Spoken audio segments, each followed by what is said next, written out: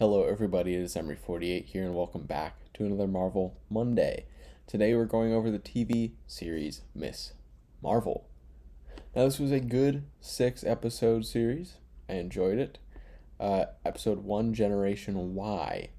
I really like Bruno to start off. Main character has a few dumb moments in the beginning of the show. Really a shame she has chosen the most boring Avenger to fan over, but I guess someone has to like her. Got a +1 from me because she has a YouTube, and we're on YouTube right now, so that's cool. Her powers got noticed by the police. Apparently, their name's actually Damage Control. Whatever. At this point, I'm unsure on the show.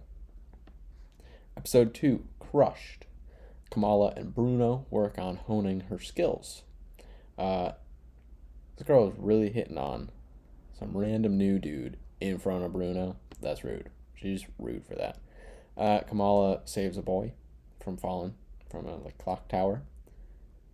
They've really liked the clock towers in the TV shows lately, because Hawkeye had a clock tower that got destroyed. So maybe they don't like clock towers.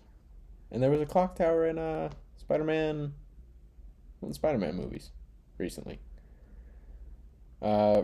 Runs from the police, and Kamran, the new boy, and his mom pick her up. Very nice of them. Very cool. This episode really turned it around for me. I really enjoyed this episode. Brought a lot of things together that were kind of built up in the first episode, so I'm glad they didn't disappoint on that. Not to say I was expecting them to disappoint me, but I was ready.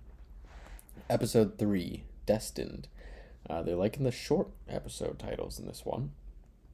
Kamala's great-grandmother and Kamran's mother are Jinn that were exiled from another dimension.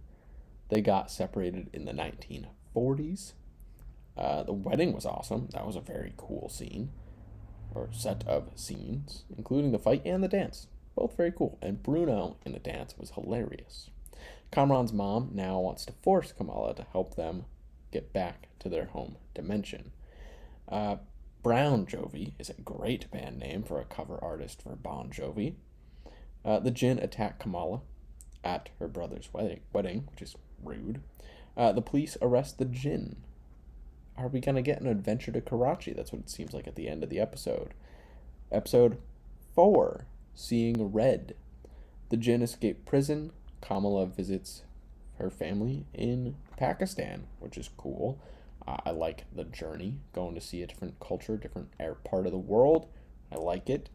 She meets a secret organization that teaches her about her history, including the Jinn. The Jinn attack. She is zapped back to the partition and the train that her grandmother had used to flee India to Pakistan. And now we're back in my favorite era of Marvel, the 1940s. This is where we get the first movie, Captain America, and where we get my favorite show of all time, my favorite Marvel show of all time. Sorry, not to say anything too dramatic, but Agent Carter. Episode 5, Time and Again. Kamala was there to guide her grandmother to her great-grandfather. The lead Jinn, Kamran's mother, had killed Aisha, Kamala's great-grandmother. A vein between Earth and the Jinn dimension opened, and it didn't work, but the lead Jinn closed it, dying in the process, giving some of her powers to Kamran, who was on the other side of the world at this point. Kamran went to Bruno for help, but was followed by a drone. There was an explosion in the building Bruno's apartment is. Episode 6, No Normal. Fight at the school was awesome. That was really cool. It felt almost like the defense mechanisms used in Home Alone, but against a much more intelligent foe, but not so intelligent anyway. Really cool having the community come together. That was awesome. That whole episode was pretty cool. The douchey cop lady got fired, so that's always nice.